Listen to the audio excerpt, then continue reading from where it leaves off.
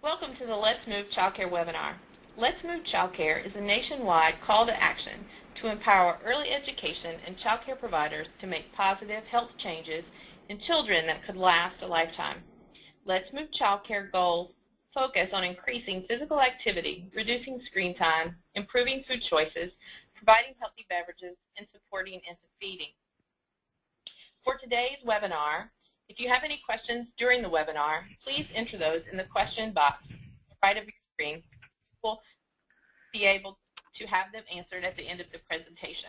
We will take all questions at the end of the presentation.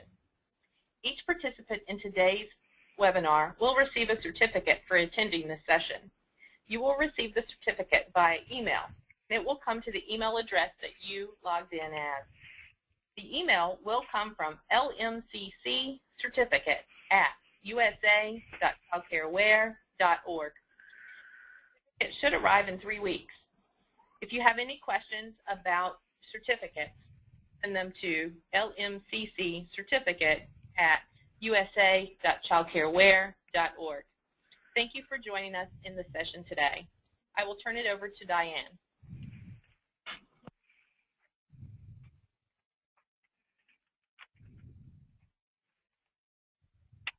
Okay, thank you.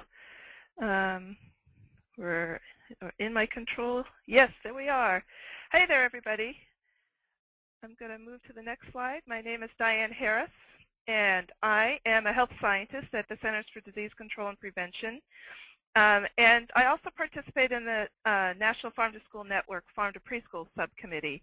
And I work on this committee with Zoe Phillips, who you'll hear more from towards the end of this webinar. But we're here today to talk about farm to preschool.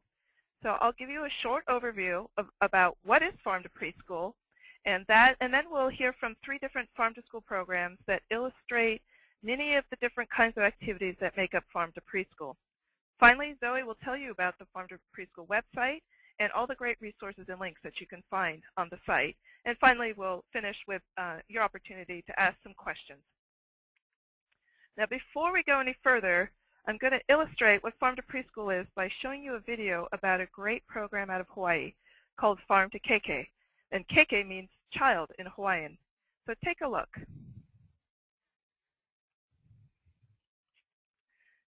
Let's see. Let's get this link going.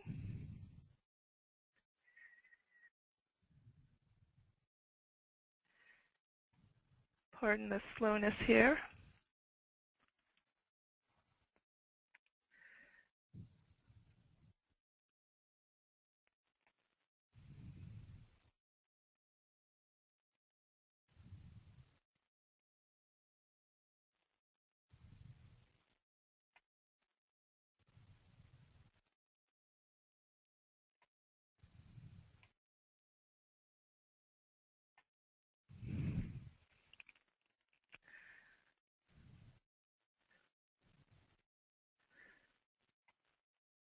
Hold on a second. I'm hearing that people aren't hearing it. Is that because of the mute on my computer?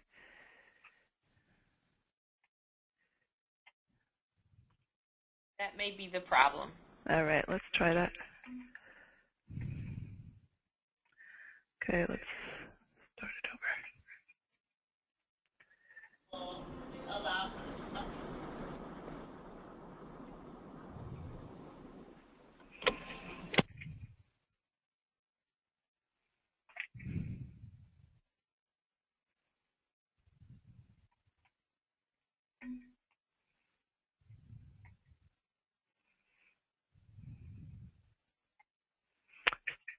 Still not hearing it?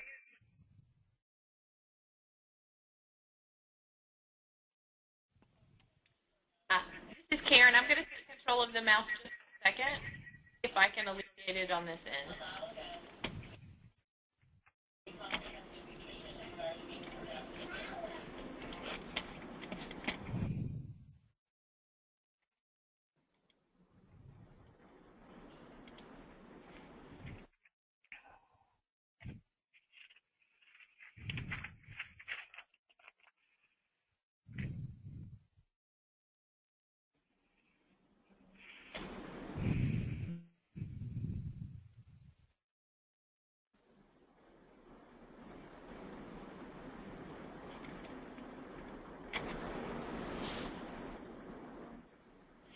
Okay, I'm going to turn the controls back over to Diane.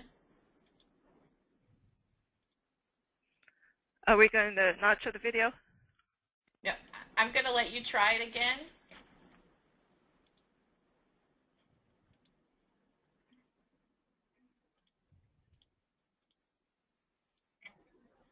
We may have to give up on this.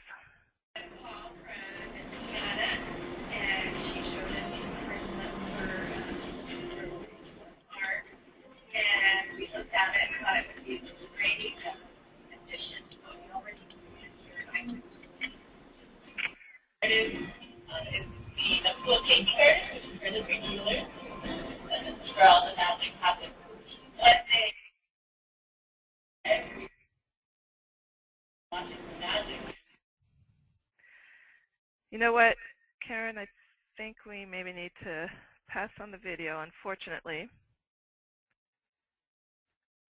Okay, I can put the link, give it out during the question and answer section. Yeah, I apologize, everybody, for the technical difficulties. We'll send you the link so you can watch it yourself at home, and it is on the Farm to Preschool site.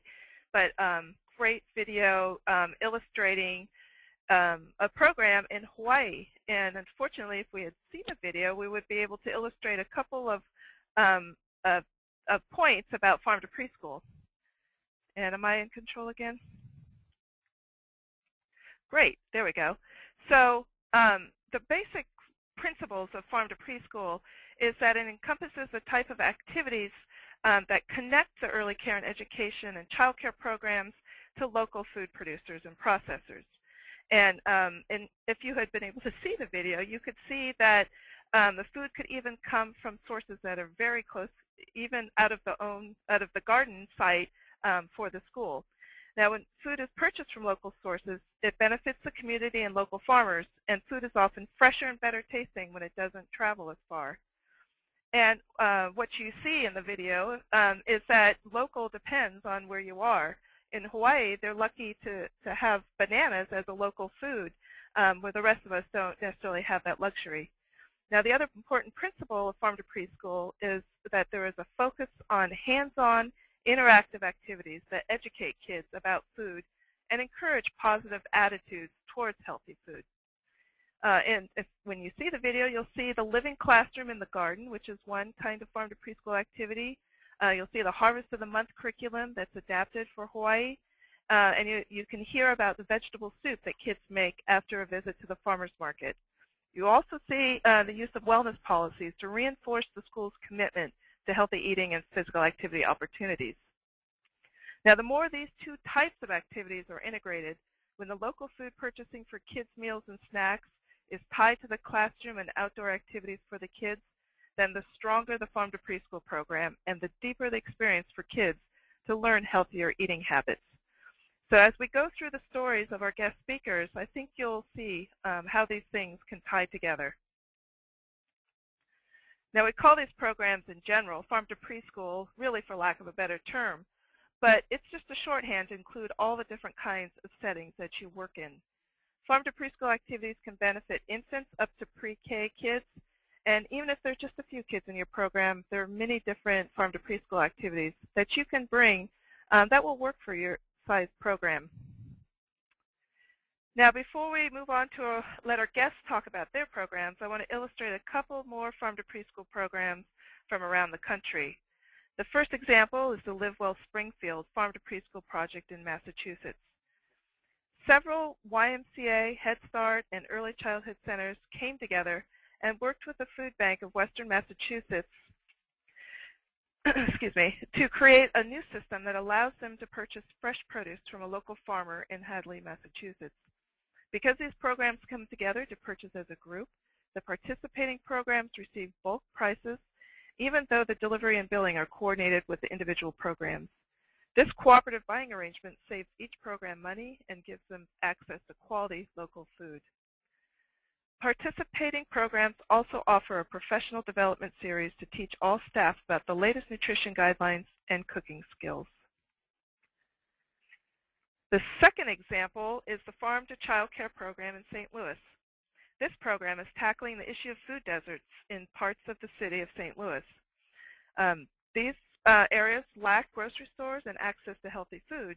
And the Farm to Child Care program, in partnership with Sappington Farmers Market, which is a farmer-owned grocery store and distributor that provides locally grown food, is providing fresh local food to 20 child care centers in the St. Louis area. The Farm to Child Care program allows child care centers to place an order with Sappington Farmers Market on Wednesday evenings. Groceries are then delivered to centers on Monday and used throughout the week in breakfast, lunches, and snacks. An additional part of the program allows parents to pay $15 to get a bag of fresh, local, seasonal produce with recipes for using both common and less common fruits and vegetables.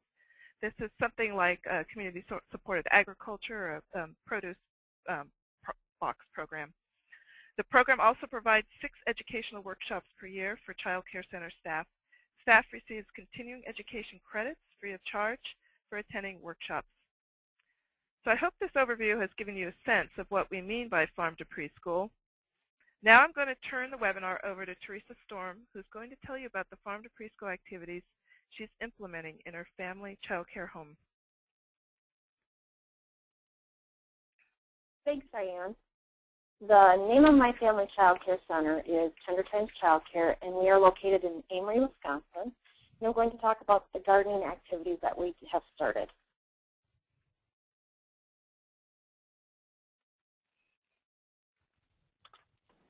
Teresa, do you have control of the screen? I do not. Okay, let's try it again.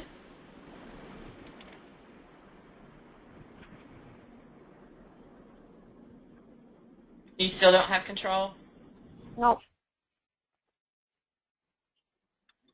Okay, I'm going to flip it for you. Okay.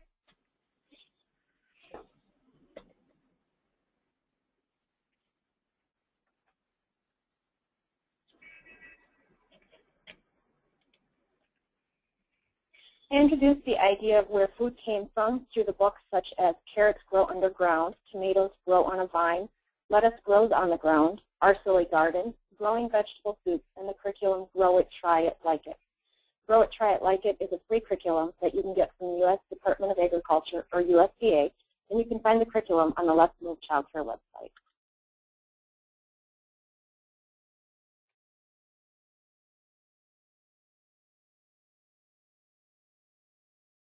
After deciding to start a small garden to promote healthier eating, we chose a location.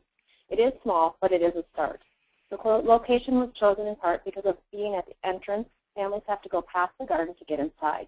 This has prompted many pickups and drop-offs talking about the garden and all of the fresh foods that have been growing. I have also noticed that since the start of our garden, families have built their own gardens at home. We share our success and failures to help each other develop a better garden. My husband graciously, not really, volunteered to till the dirt to a nice, usable, soft area. Then I brought the children out to help pick the remaining weeds, create the rows, and plant the seeds. Involving the children in the process from the beginning develops stronger connections to ownership. Therefore, it is more likely chance that they will eat the produce at the end. We're very excited to see the start of the melons. The melons that are pictured here are actually orange watermelon that we found in the at Walmart this year, and we were hoping to try them. Unfortunately, they didn't quite grow big enough.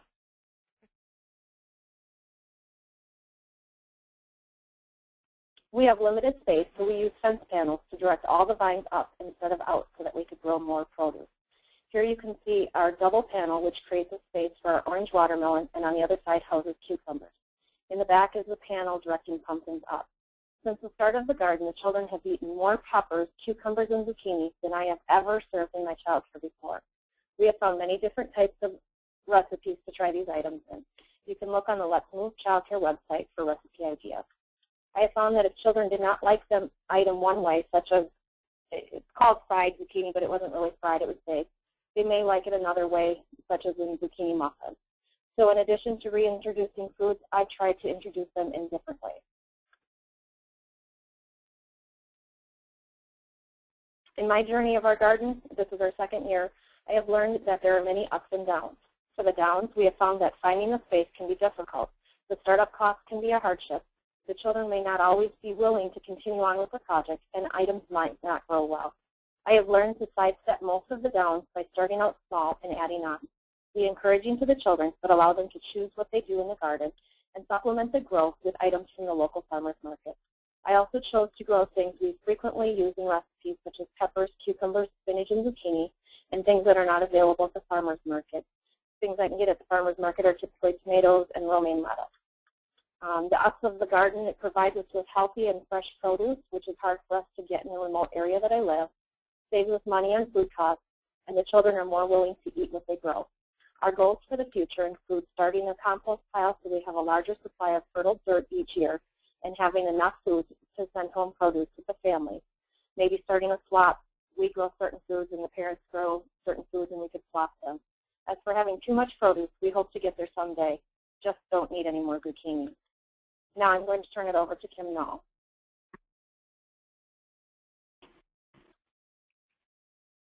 Hello, everybody. My name is Kim Nall. I'm with the Colusa Indian Community Council in Colusa, California, and I'm the Child Care Center Director for a Hand-in-Hand Learning Center.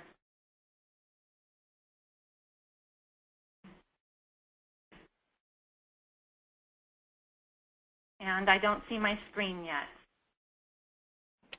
Kim, I'm working on it. It will not let me give you control. Give me just a second. I'm troubleshooting again.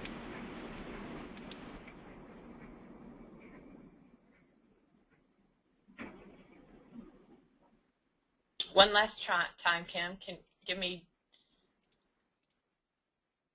Can you try it now, please?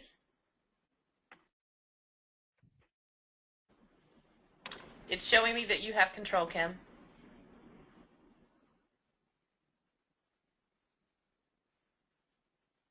I'm not seeing it on this end. Is there any way that you can just flip them for me? Sure. Give me just a second. It'll take me a second to take it back.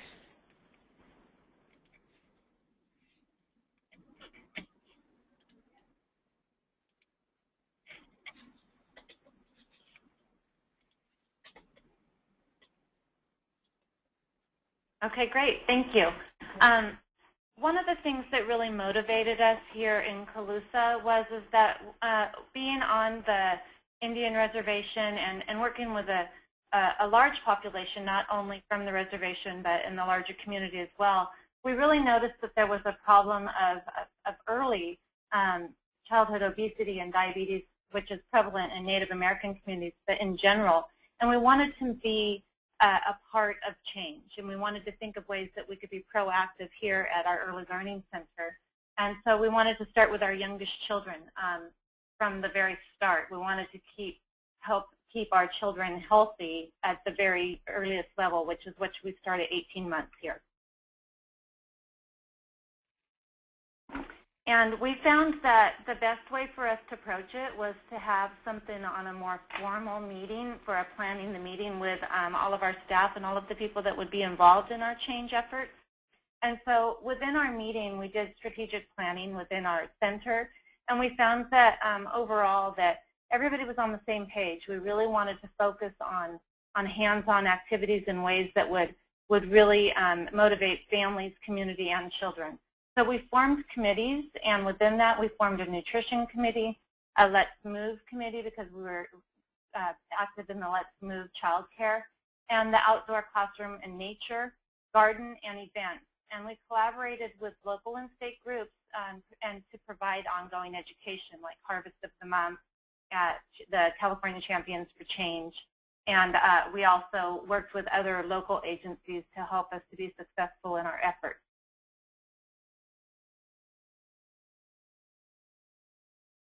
We knew that we needed to really kind of look at our next steps as a group. And so we looked at ways that we could bring in local produce that was something that would meet our farm to preschool efforts. And so we contacted a produce supplier and we worked with them directly. And they had a program called North State Local, which worked with local farmers and growers and brought us the produce and gave us updates on what was local, who the farmers were, where the food came from, And then they also worked with us on being able to meet our needs within our center as far as like a surplus of supplies and how we would store it. We improved our menus to include more fruits and vegetables that came from our garden as well as the local growers. And then we also included it in our curricula so that we included field trips to fruit stands and farms, and then we made those connections in our community in Northern California with the farmers that were around us so that that could be a part of our field trip planning as well, and that also included families.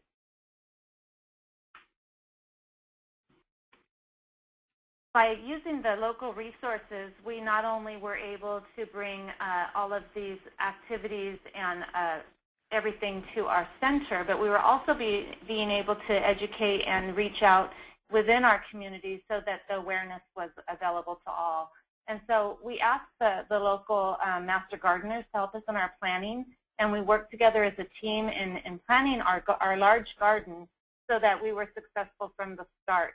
And that was important for us in order to be able to know what each step was, plant rotations and pairings, how we would do organic farming, and those types of things. We also use the Let's Move childcare online tools, which is a wonderful resource because it helps you with your planning process, and you can take it in parts or as a whole, and it really simplifies your strategic planning. And so that was something that we really used here at our center. And as well as we attended trainings and webinars that were available and or free. And that is something that was really helpful in us being able to get more resources to our staff and our families.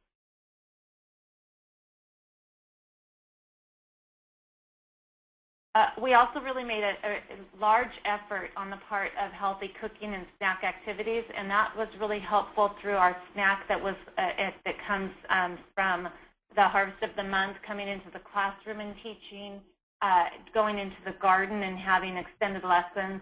And so this is a picture of our kids making fruit kebabs for snacks, and actually my son is the one that is the closest to the frame. So they all really get to be a part of the hands-on activity and understanding the importance of eating healthy.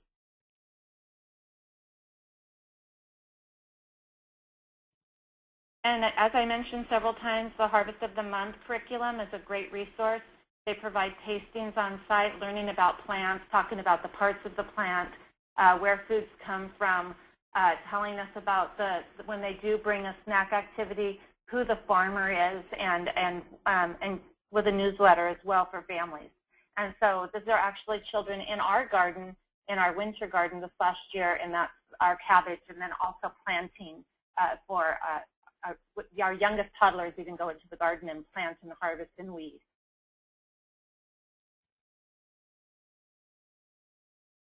And including in our curricula is an extension of outdoors and how important it is for nature to be a part of what you're doing. And our children go on regular nature walks, and they do it on a weekly basis, even when it's cold outside. And then we do have the luxury of having a beautiful greenhouse, which you see in the background of the children, where they had started their seeds for the corn, and then the children walk to the greenhouse, which is probably, by the time they're said and done, back and forth about probably about a half a mile.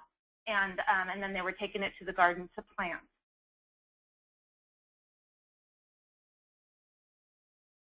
And one of the most important goals for us is how to involve families. And so parent newsletters, recipes, activity ideas, plant growing information, and including, this is a family event, and we had everybody come for a nature walk with us, going to the greenhouse, watering plants, showing the garden, and then we had a really healthy picnic outdoors with all of the families that could come. And then also we invite our families to garden with us. And so including them in the entire process and letting them be a part of what we're trying to do with their children.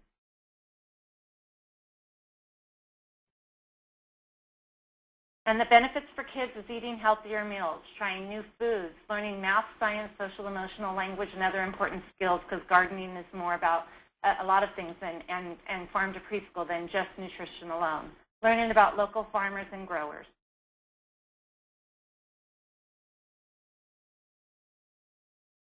And the benefits for the families is learning about healthy foods from their kids. Our kids teach their parents about what we're doing here, being a part of the nutrition education, using fresh foods and meals at home, and talking about healthy food choices. Our children actually really embrace it and talk about it with their families.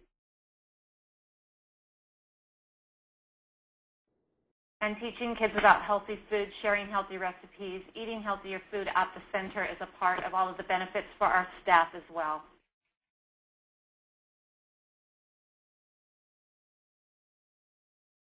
And buy-in from all of the players is a challenge. Getting everybody on board, bringing them to the table when you talk about your planning is ultimately important. Funding sources and resources is always an ongoing challenge, and the time to do all of this.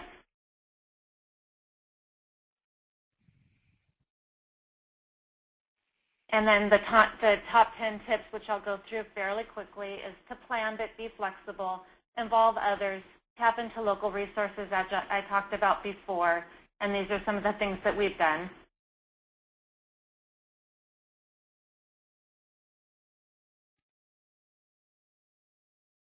Go ahead to the next slide. Keep families in the loop and listen to their ideas. Ask others to help with gardening. Collect contact resources and people in the know. Most people with knowledge want to share and help. And make the program inviting so that everybody wants to be a part of it. Think about safety when you're talking about foods from your garden. Do know what it is to do safe gardening with children. And if it feels like work, then make it feel like play. And patience and persistence is always important. Here's some of our staff quotes, and that is, when the children are the ones that come up with ideas about ways to get more fruits and vegetables to families, we know we've made a difference.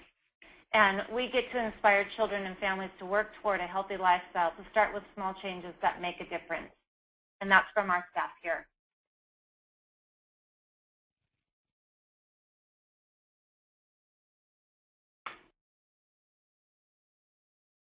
And thank you very much. And the next presenter will be Christine.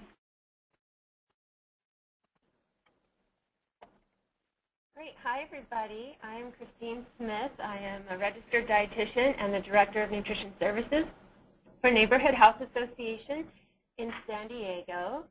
And my mouse is working. All right. So we have a very large Head Start program here. And Diane mentioned that Farm to Preschool could be in many types of programs, not just something called preschool. So ours is for our Head Start children. We still call it Farm to Preschool. And like Kim's program, we were recently awarded the First Lady's Let's Move Childcare Recognition Award. So we were very excited to be here. And part of the reason that we received that award is because of our Farm to Preschool efforts. And we'll start off by talking about our menu.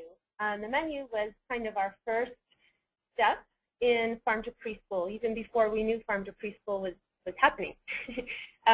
So about 4 years ago, we overhauled our menu. We were once kind of a heat and serve style kitchen, and it is a central kitchen that we prepare meals from and deliver out to 31 centers.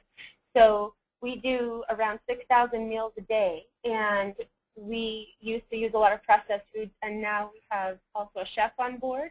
And so we cook everything from scratch. We've developed our own recipes, and we actually have a recipe for every single one of our food items.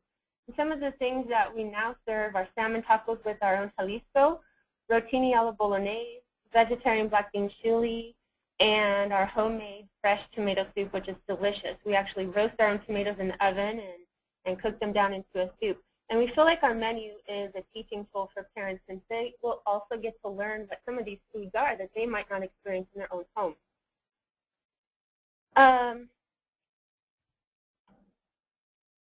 Our menu is seasonal per San Diego's harvest season. And so after we decided to make everything from scratch, we wanted to gear it to be seasonal so that we could finally incorporate some locally grown produce.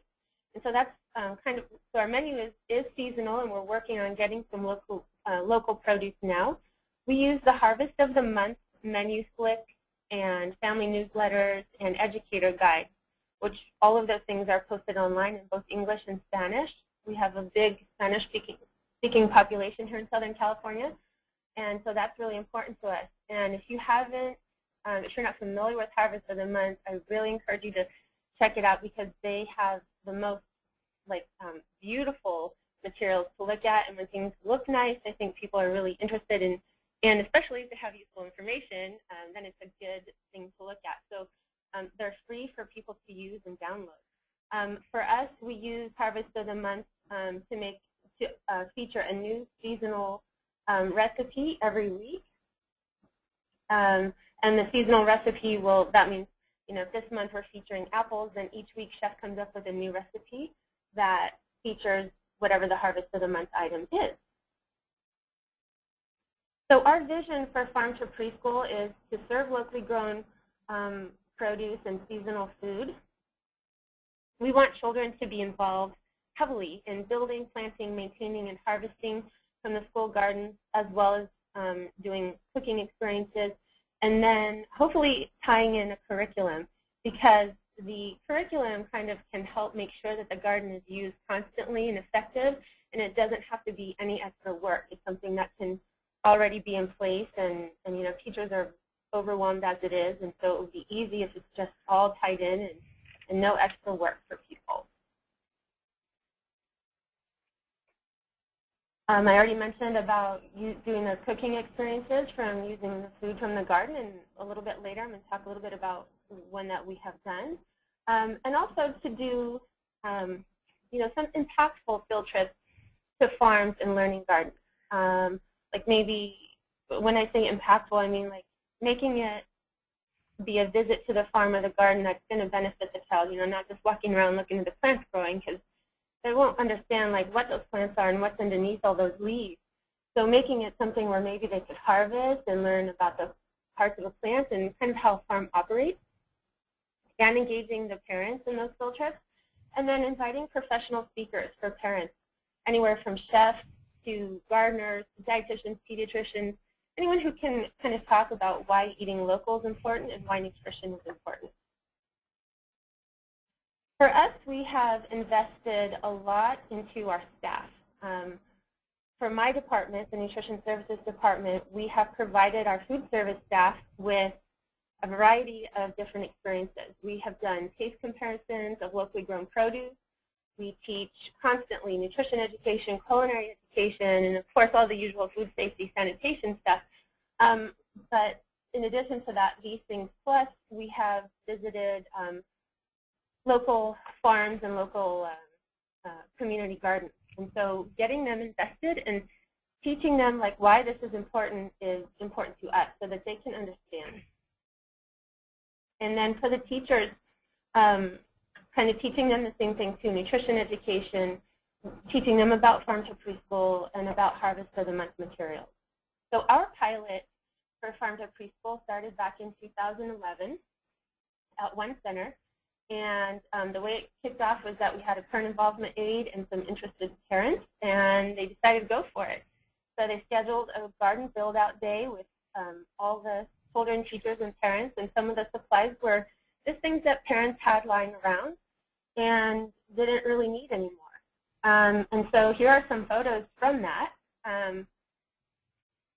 They refurbished some of the old flower pots, but then they built 4 or 5 raised beds and grew all kinds of herbs, corn, eggplants, like you name it, they were growing it, and it was so wonderful. And the children got to, partake in all that with watering and weeding and harvesting from that.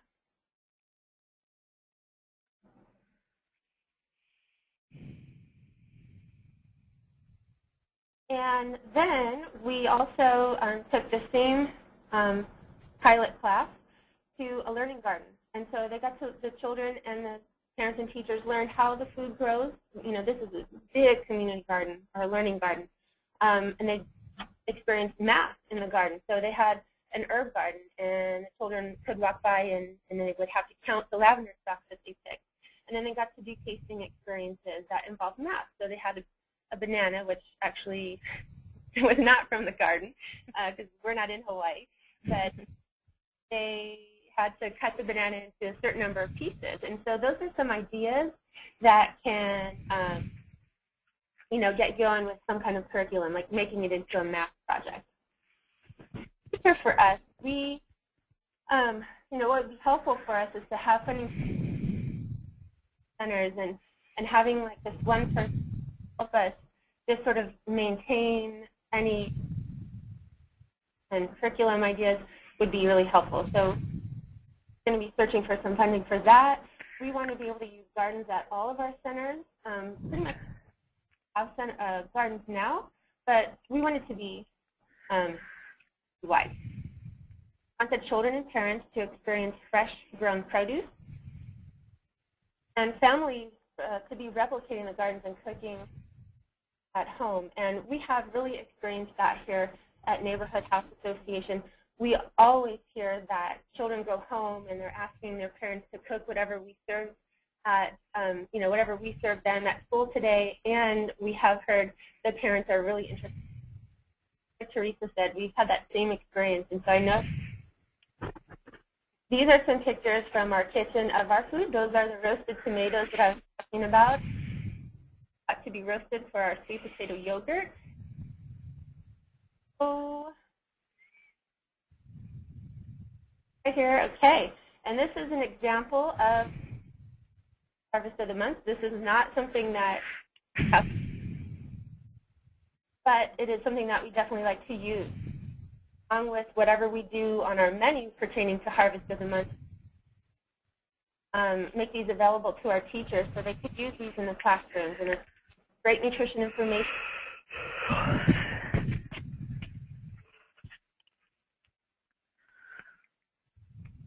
As a sweet potato farm to preschool lesson that we did at one of our centers, and so you can see the teacher in the top picture with a sweet potato, and they're kind of talking about how it grew, why it's the color it is, and it pertains to the nutrients that are contained in the sweet potato. And all they do is pick the leaves there, or the stems of the sweet potatoes, and they actually took those and put them in the ground. It was super easy. I photographed the whole thing. It was adorable. It took not very long at all. And then within a few weeks, we had sweet potatoes growing all over the place in their garden. So it can be really easy. And then you see in the bottom picture, they were comparing and contrasting the different colors, sizes, and shapes of the sweet potatoes. And they actually made a graph to show those differences in the sweet potatoes. And they did a cooking experience to learn the difference between fried potato, like fried, and learned a healthier version by making baked sweet potatoes. And I think someone mentioned already that networking is very important. We also gardeners, other nonprofits who specialize in have connected with local farmers, farmer markets, learning gardens, and all of those people about farm to preschool, about gardening, and whole program together and make it unique to see and really let these Head Start children benefit from House Association. So that is and I'm going to turn it back over to Diane. All right, thanks so much. So I hope that you've been able to get sort of a picture of the full spectrum of activities that you can incorporate into your program in a farm to preschool kind of idea.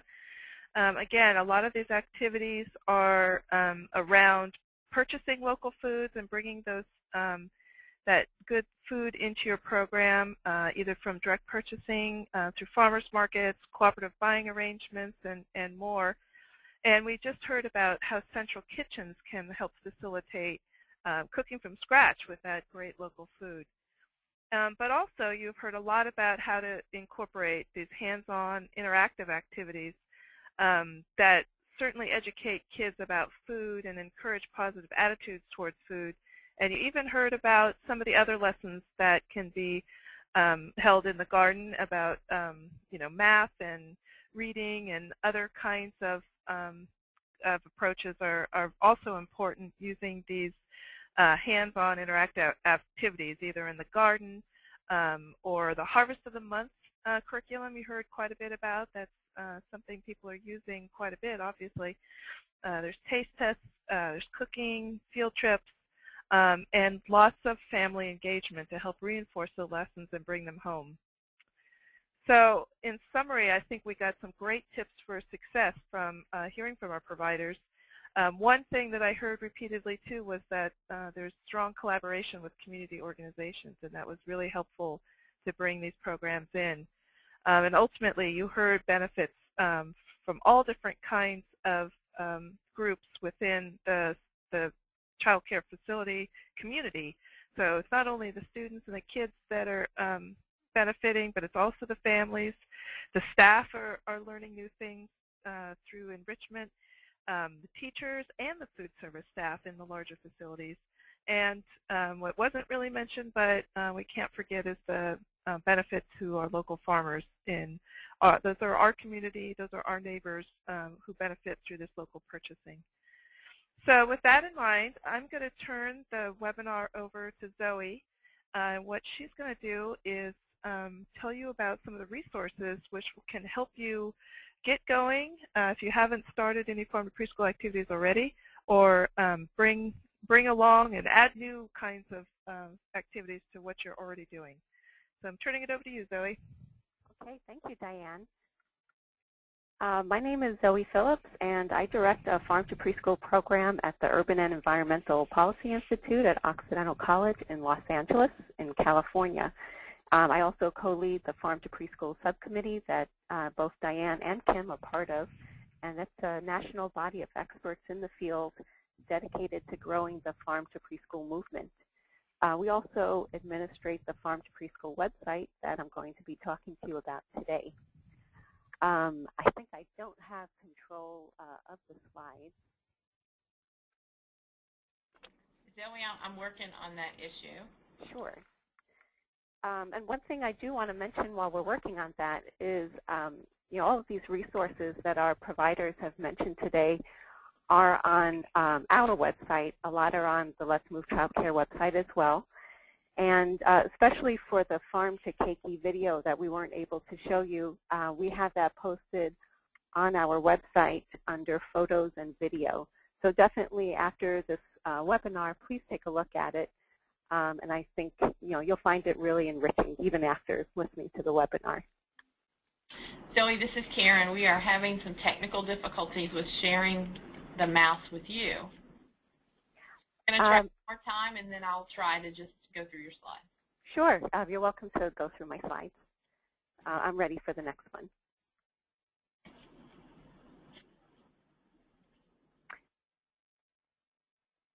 And just to keep talking, we have a lot of free resources that are designed for you in mind. And this is on farmtopreschool.org. The website was launched this past spring in March of 2012. And it's designed as what we call a clearinghouse of resources. You can think of it as a one-stop shop to access resources for farm to preschool. And it's meant for anyone, anywhere in the country. I'm going to walk you through the website, demonstrating some of the resources that have been mentioned by our providers, as well as some new ones that you can use to either start a farm to preschool program or enhance one that you're already part of. And on the slide up on the screen, it's a highlight of what's on the website, as well as important components to include in a successful farm to preschool program. What I'll be talking about today are the components that are highlighted in red, and these include educational tools, gardening, local food, and family involvement. Our speakers today each talked about each of these parts of farm to preschool, and I'll directly link you to them. As you can see, there are many more types of resources that you can easily access from the website, and many are free, such as grants to fund programs, recipes and menus, policies that you can adopt at your child care site, current news and events, and much more. So I'll take the next slide, please.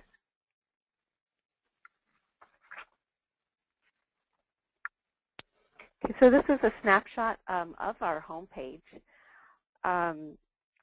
What I was hoping was to be able to go back and forth through our slides and the website, and we'll see if that's possible. If not, that's quite all right. Actually, there's our current homepage right now. And what we have are rotating headlines that highlight current news, publications, and grant opportunities. And we try to update these at least every couple of months. You can see now that it's scrolling through some of our highlights. What I'd like to direct you to is on the bottom of our homepage. If we can scroll down to the bottom, there's a way that you can sign up for our newsletter. And this is a monthly e-newsletter that you can sign up down here or on any page of the website. And the newsletter is put together by the Farm to Preschool Subcommittee and our partners in EcoTrust in Portland, Oregon. What I'd also like to mention is that you can submit your own materials as well to have us post on the website by clicking on the top right corner of the home page. It says connect. I'm sorry, not connect, contact, but you're definitely connecting to us. And I want to emphasize that we are here to serve your needs, and we're more than happy to promote your work. So please do keep that in mind. If you have some materials to share or photos, please send that to us, and we'd be happy to put that up for everyone to see. So let's move back to the slides. And I want to talk about educational tools that we highlight on the website. And we have lessons, activities, and full curricula for farm to preschool programs that focus on local foods and farms, seasonality, nutrition, and garden-based education.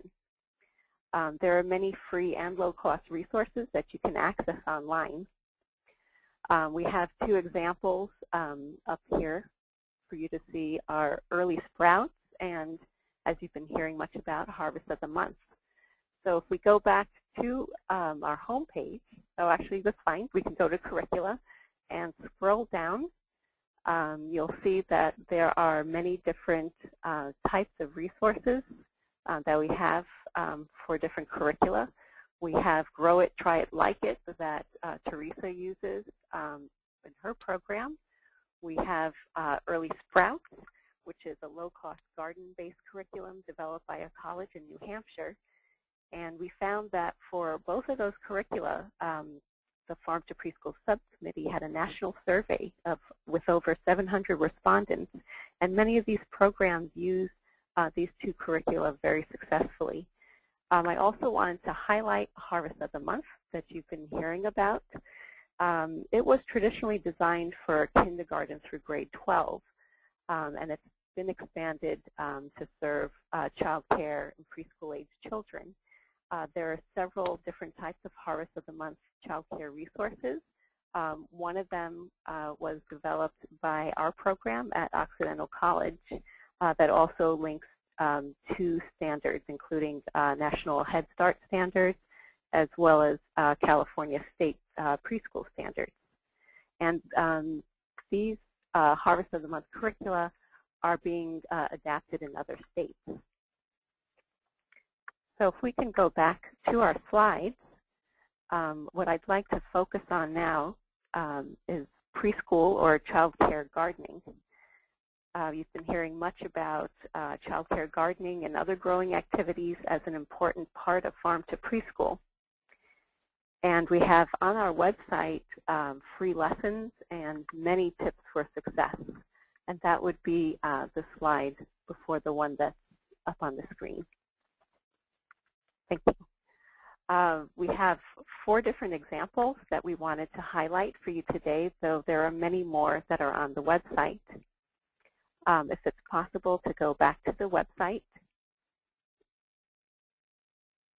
under Resources, the tab Resources, clicking on Preschool Gardens. Thank you. There are several I'd like to highlight. There's the California School Garden Network, which is a useful and very comprehensive website regardless of what state you're in. Also, both Kim and Chris mentioned cooperative extensions that are funded by the USDA and located in all states, and they offer a variety of gardening resources. As both mentioned, there are master gardeners that are trained by cooperative extensions, and they might be available to give technical assistance or suggestions to you and your growing garden. So please check with your state to see what they offer. Also, just a little bit down on the screen is the National Gardening Association, And that has many resources on gardening grants, many tips, lessons, as well as an online store. And finally, there's Wisconsin Digging Deeper, and it has excellent school and child care garden toolkits. So I encourage you to go through this website, particularly this page, and check out other curricula and see what might work best for you at your particular child care site or center. So if we can go back to our slides, please. And we're going to take a look at local food. So accessing and serving local food is one of the more difficult but vital components of Farm to Preschool. There are many options for finding local food, and in part it depends on what's available in your community and how you purchase food for your site. So I've provided some of the more common examples here on this slide. And if we could take a look at the website again, and that would be under Resources, Local Food. And if we scroll down a bit, we do have a little bit of an introduction on local food and local food systems. There are two resources in particular I'd like to highlight. There's community-supported agriculture, which can also be called Market Basket Program, where sites may receive farm fresh produce on a weekly basis. And you can see we have several working examples of Farm to Preschool programs that use this model, as well as a website that gives you general information on these types of programs called Local Harvest. Another common way for childcare to access local food is through farmers markets. And if we can scroll a little bit down towards the farmers market direct model, what we have here are resources that can help you find the farmers market that's closest to your location, as well as other resources such as tips for better affording farmers markets. We know that many people perceive farmers markets as very expensive, but there are many, many tips to better afford it. And in part, it's talking to your local farmers. So Let's Move site has some tips for shopping at farmers markets, as well as the USDA's nutrition.gov, as well as several other websites. So if we can go back to our slides, please. I did want to also point out that you can check your local grocery stores as well. More and more grocery stores are highlighting local products, and this may be an easy way for you to start.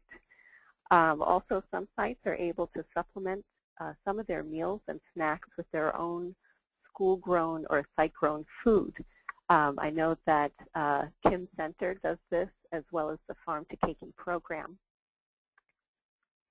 And now moving on to family involvement, all of our providers today talked about involving families.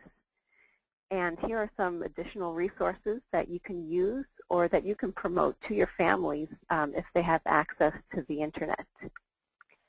And I've highlighted 4 different resources, free resources that you can check out on our website under resources and resources for families. Here we have Fruits and Veggies More Matters, which is the first resource listed on this website, on this web page, and it's from the Centers for Disease Control and Prevention, and provides tons of resources designed for both you and parents. Harvest of the Month, again, as was mentioned by Chris, offers free parent newsletters in English and other languages, as well as educator newsletters for each fruit and vegetable that the program highlights. And again, this is not just for California, this is for any state. I also want to mention that several sites offer parent handbooks, and Let's Move Childcare offers a handbook and other family-based resources. And the USDA MyPlate website offers a wealth of health and nutrition information for preschool-age children and their families. So these are resources that you can look at. You can download something you think your parents would find interesting and make copies for them, or you can send them to these websites to get more information. So going back to our slides, I just wanted to wrap up and say that there are many more resources on this website, and we really encourage you to look through it on your own.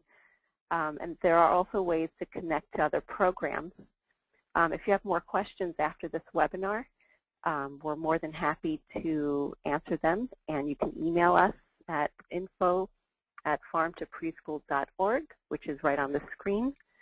Again, I encourage you to sign up for our newsletter, which is called Taking Root, which will really keep you kind of up to date as to what's happening in Farm to Preschool and highlight different resources that you can use.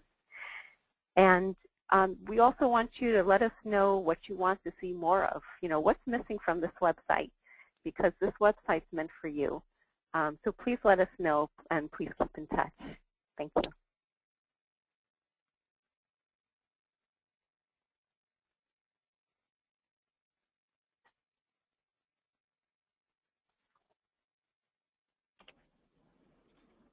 So hi, this is Karen. I'm going to look through and start taking the questions.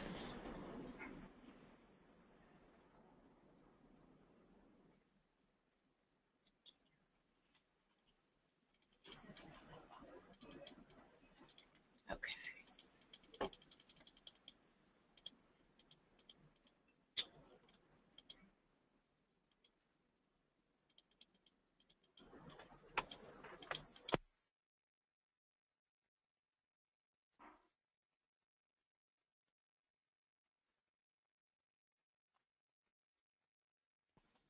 Okay, since it is 3 o'clock, we're going to go ahead and take some questions. I have one question. I'm not sure which one of the panelists would like to answer it. It's a question in reference to community gardens. The question is, how many communities are active in community gardens? We have given 5 grants to preschool and child care centers to start gardens. We are also encouraging family-centered gardens at fire department. It sounds like there's one small community in western North Carolina that's been active. Are you familiar with any others?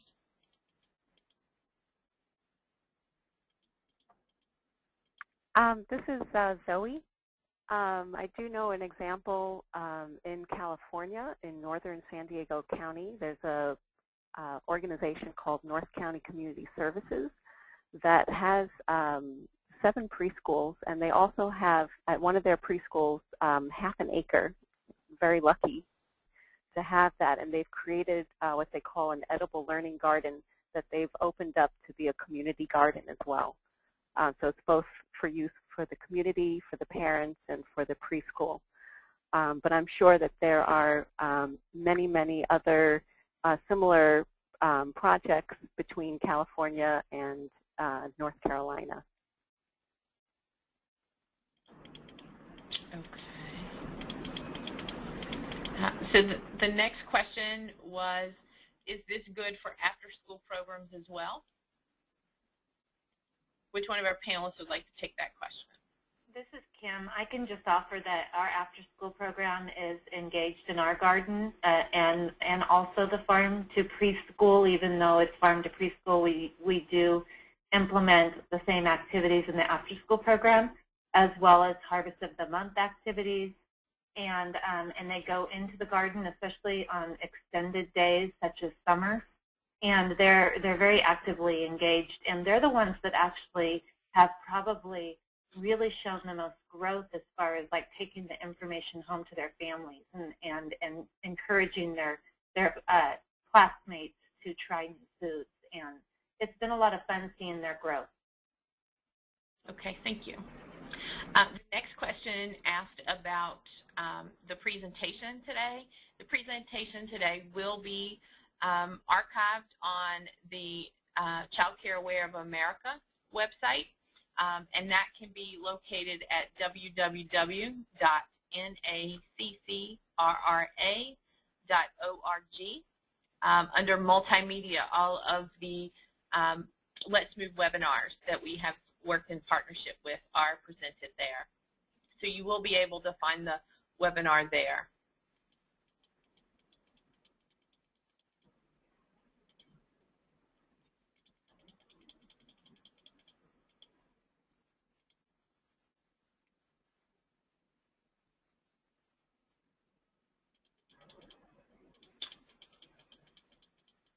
Okay, I'm scrolling through additional questions.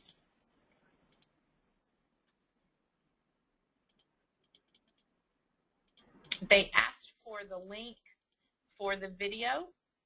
Could you chime in and give us the link for that video, please? Sure. This is Zoe. I do believe it's located in several different areas of the Internet.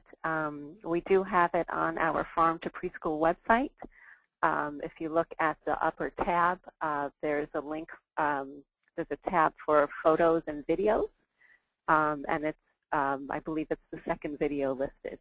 You can definitely view that afterwards. And if you Google Farm to Kiki, it's on the Vimeo site. Vimeo is where it's housed. It's a Prevention Speaks video. Okay, thank you. All right. There were some questions about the sound earlier, so we fixed all that. We apologize again for those technical difficulties. We do. Based on the questions, though, I understand it's I think it's a go-to webinar technicality that I'd like to work on. So I'm glad that someone was able to provide us some feedback and experience that they would have. A question that we have is, do you know if families in the St. Louis program can use their SNAP benefits to purchase produce? This is Diane. I can't answer that question directly. I don't know if that's part of the way that that program has been established. I can tell you that if you go to the Missouri Farm to School site, there is a short description of the Farm to Childcare program, and I believe there's a contact there as well. So if you'd like to follow up with more information about the Farm to Childcare program in St. Louis, check the Missouri Farm to School website. And this is Zoe. Just to chime in, if you do find the farmers markets that are in the St. Louis area, there should be some website designed for that area that lists the farmers markets as well as whether they accept the SNAP or EBT cards. More and more farmers markets around the country are accepting these benefits, and so we really encourage families to use that. Okay. So we have another question about Farm to Preschool. What is the first step in getting your local school to implement a Farm to Preschool program? Is a preschool the best place to start the program in hopes of progressing it to elementary, middle, and high schools? I'll go ahead and start with this, and Zoe and anybody else can chime in as well. This is Diane. I'd have to actually say there's maybe more support for Farm to School in the K-12 environment. That's where it kind of got its traction, and now we have a lot of USDA support. CDC is also helping to support programs, and we have a whole Farm to School network where we have leads in every state. We have regional leads, which all work together to support Farm to School in the K-12 environment. So we have a lot of traction. Depending on the state, you may be able to connect with a state or a local coordinator or a non-governmental organization that's hosting sort of the Farm to School infrastructure within the state.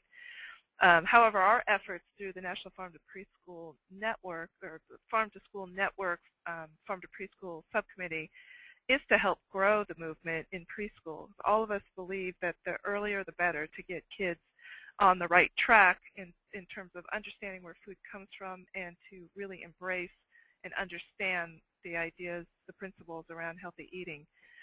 So we're all quite passionate about helping to grow these kinds of programs. And we want to say that there is no certification, and there's no one right way to do farm to school or farm to preschool. It's wherever you can find the easy entry point. Often in K-12, it's working with a conventional distributor that the school district has already worked with, and just asking them to highlight which of the produce that they're supplying is local, or to seek out more local produce or other goods to deliver to the schools. And similarly, for a preschool program or a early care and education setting, a school garden may be the easiest place to start, or it may not be.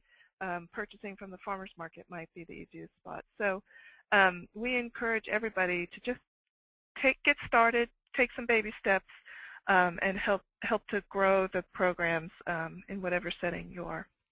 So any other comments? No, I definitely echo everything that you just went over. I can only add that there is a system that's set up for Farm to School, as it's a national Farm to School network for kindergarten through grade 12. However, what we are hoping is that starting Farm to Preschool programs will lead to a greater demand when these children graduate and go into kindergarten and upper elementary school and beyond, that they'll want, them and their parents, will want this type of programming to continue. And so we're hoping that with children exposed to it during this preschool years, that they'll move on and they'll help start more farm to school programs because of their experience in preschool. And this is Christine Smith. I just had a thought, and I think what could be helpful is because there is a lot of work being done in farm to school right now. And so if you are from the preschool world, then I think finding out what your local school districts are doing could be useful. And then if you're gearing your program to kind of tie into the existing farm to school program, that might be, it's probably going to be useful and an easy way to start. And I think Diane mentioned, like, finding the ins that work for you will help this be easier. So finding out from the school, like, what they're kind of doing, and then searching for those easy entry points for your program specifically. Okay. The next question says, can you talk more about the Harvest of the Month program?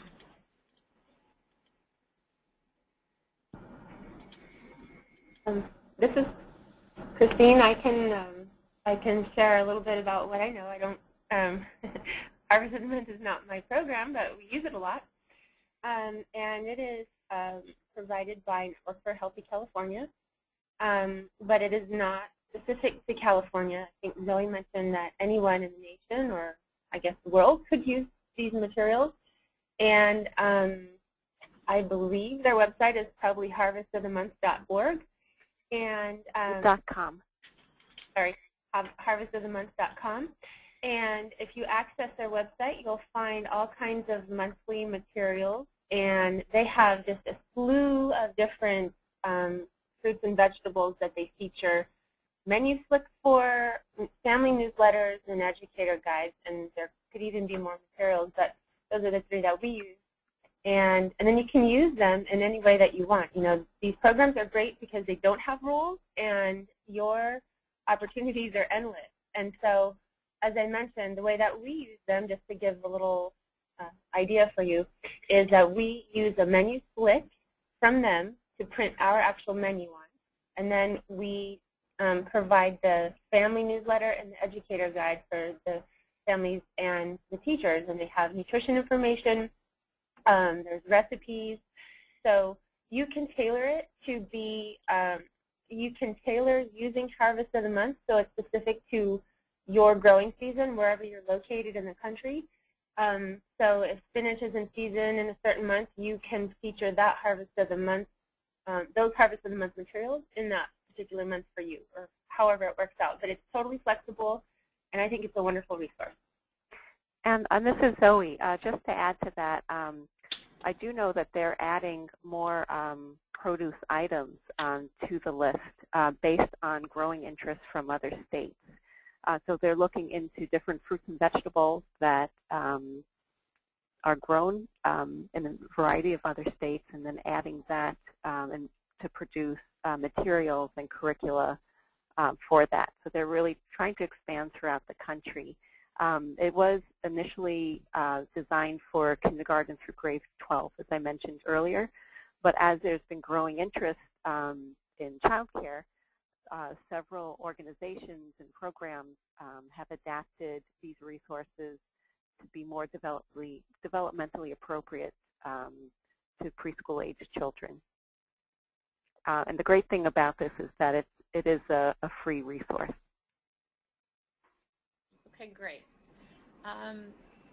One question came in. It says, sounds like there are ways to engage parents, and I would like to hear more about strategies to engage them, i.e. help them start their own gardens, try new recipes, buy at local markets, value local food in general, and making healthier choices. This is Chris, and I think an easy way is to invite them on field trips that you might take with the children, because then they get to be with their child, and they get firsthand experience not only to see what their child is learning at preschool, but then they also get to then take the field trip to a farm or a farmer's market or wherever you're going. So to me, that's the easiest way. Just invite them on a field trip and kind of give them a little education beforehand, like what to expect, and kind of get them interested so that they do want to go on a field trip. And another way is just be making materials available to them. Maybe check with your local Farm Bureau website and see where the local farmers markets are in your area, or where you think your parents might visit more frequently. Like, make those lists just available to them. Those are things that we've tried, and they could be useful for you. Hi, this is Kim. I was hoping I could just add a couple things to that. One of the things that we do is anytime we plan anything around Farm to Preschool and as well Let's Move, is that we plan with parents in mind. So for instance, we're having an open house next week, and the person that prepares our meals, she's going to be preparing examples from the menu so that parents get to sample what their children are eating. We're also going to be having a sample of something from the garden, so we're going to be making garden fresh salsa. And not only do the kids love that, but the parents get to try the foods that the children eat at school and to see what they taste like and how good they are, in that when we talk about serving fresh fruits and vegetables, this is not only what it looks like, but this is what it tastes like for your children. We also are going to be doing My Plate examples, so that we'll have pictures of the plated food and what that looks like on a plate for serving sizes, as well as the different food groups and how that looks when your children get a meal here. And so that they'll be able to see that, because oftentimes they don't quite understand what it is that we are trying to do.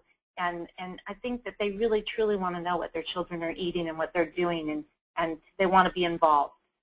Some other things that we do is we have a garden day once a month that we invite everybody to, and we invite them to come and see what their children are doing, whether it's planting seeds, or if we're doing an extension of curricula in the garden, or we're doing a garden cleanup, they can be a part of that as well.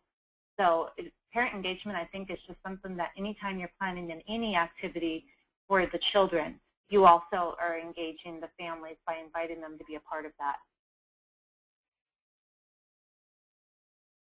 Okay. We've had several questions from individuals on the East Coast, and they're asking if we could suggest what they could do because they have long winters in terms of growing gardens. A question was indoors, maybe.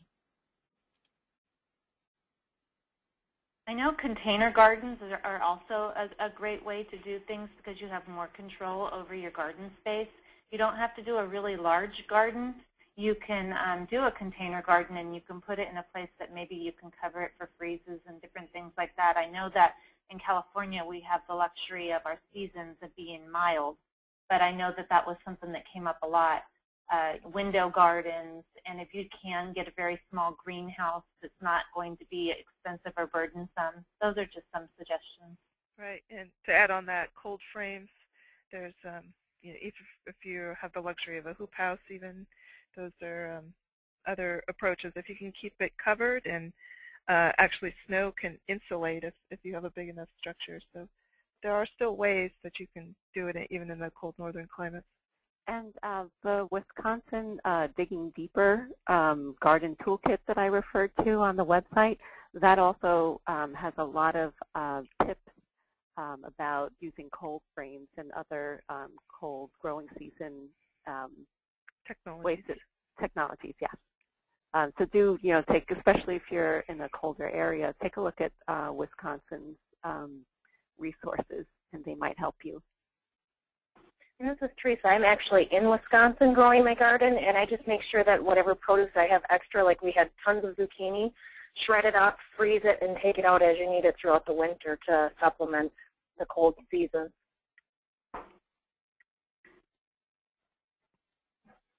Okay. The next question that came in asked if we could send the PowerPoint via email. And unfortunately, I have to tell you that it is so large that it cannot go out by email. It will be archived on the website. It will take about a week for us to get it up, but it will be available there in its entirety for you.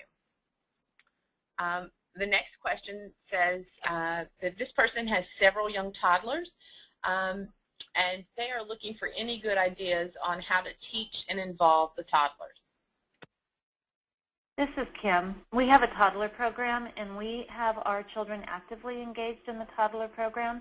And some of the things that they do is because our garden can seem very large, and it is a lot of space, and oftentimes when they go out to garden, it's more fun for them to just run. And so we totally respect that and let them do that. But they also have like a small garden in their yard, and so it's something that they have more control over in the space. And then one of the things they love to do is they like to pick it when it's right. And so that is going to be something that you may want to think about. So hanging things up higher or putting them, you know, so that they can still have access and touch the things that are down low. But if you really want something to come to full production, you have to keep in mind that toddlers are going to pull everything and tug at it. And so you're going to have some that's a little bit inaccessible to them at times, or teach them about what it is that they're doing. And I know seriously that sounds like a lot, but they really do. We really learn to respect it. They grew beans one time, and they watched them grow, and they let them grow, and they watered them. And this is, you know, 18 months up to 3. And then they harvested them, took them to the kitchen, helped the cook wash them, and then they prepared them for their meal. So they do those types of things in their classroom. And they have such joy in doing it. They also do different taste tests that are geared towards them. And it may look a little bit different, but you can adapt it to their developmental abilities. Great, thank you. The next question was about the email address that the certificates would come from, and that is lmcc-certificate@usa.childcareaware.org. The next question for the presenters is, how much money does it typically take to start a school garden?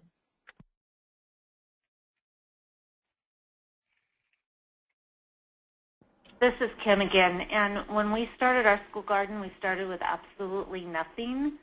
I know that doesn't help, but we needed to come up with a plan. So what we did was is that we started with nothing, but we brought everybody together, whether it be the grant writer, all of the resources within, and it's going to look different for every organization, but we brought parents in, we brought other departments in, and then everybody kind of worked towards, there were departments that had like certain things that could be recycled, and that recycle money came to our garden fund. They found old fence boards so that when we were able to build our fence, we used recycled fence boards. The same thing with the garden beds. The raised bed wood came from recycled wood, and donations. I know that there's a lot of different stores, like home improvement stores, that do grants. I know that you can also get sometimes seeds donated from, if there is some place that you know of that has like a big either community garden or a farm, you might be able to get some seeds donated. The cooperative extensions have seeds available. It really, honestly, you need to have a budget and you need to plan, but there are ways to do it with nothing, and then there's ways to do it, obviously, as big and beautiful as you can dream. This is Chris. I agree with that, all of that, and I think that it is probably important to have some kind of a budget, but or some funding, but it can be relatively cheap. I've seen gardens just done in tires, like old tires, and you can get those from any kind of like junkyard or something like that, and they're probably free. But if you just stack them in a certain way, you can do some research online and just Google like gardens and tires and see what comes up with that. You could paint the tires in really pretty colors, and I know it might sound a little bit ugly, but they're actually really beautiful.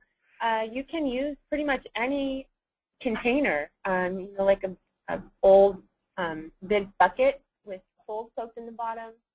I saw a very beautiful garden that was in a dresser growing, and each drawer had soil and the plants growing in it, and I'm sure there were drainage holes underneath, but it was gorgeous. And so put a little imagination behind it, and I think that you can start a garden from almost anything.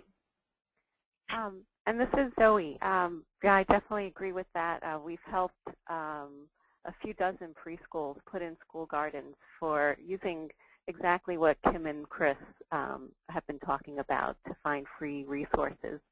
So just thinking about the website end of it, if you do look at the website under publications and presentations, down at the bottom there are several garden-oriented PowerPoint presentations that go over all of those details, all of those recycled materials that you could use, different ways to find those free items, who you can contact to get a lot of free things that both Chris and Kim have mentioned.